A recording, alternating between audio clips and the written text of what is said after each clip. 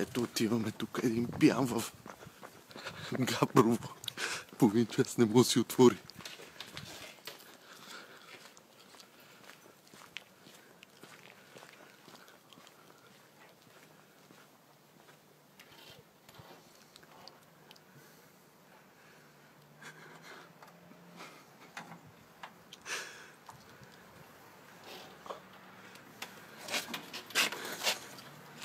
Ко стана, бе, брат? Не мога да отвориш ли, бе? Не мога, брат. Не можеш ли, бе?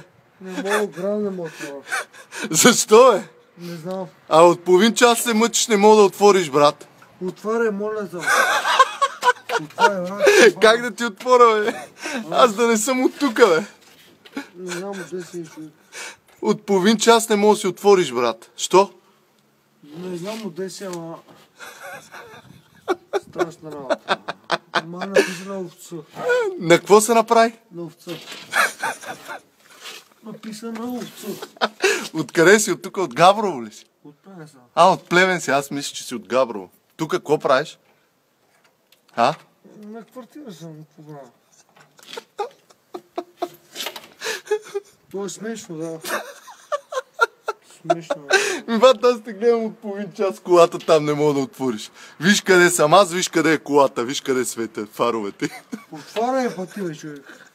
Как да ти отварям, аз да не знам кой ключ. Ако ти отворя тук горе, дали се качиш във вас?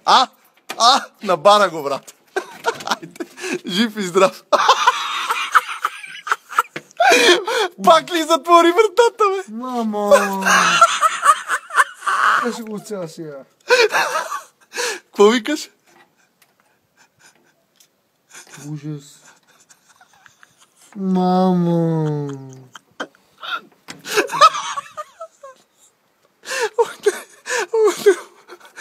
Пет и половина сутринта. Ой, не мога. Стига снима пъти, бе, уй. Ти ще ме умориш, бе.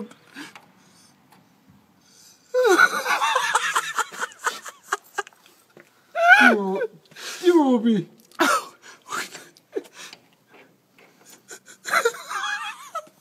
Беге, бе, уй. Мамо. Ох, не мога повече. Толкова не съм се хилил.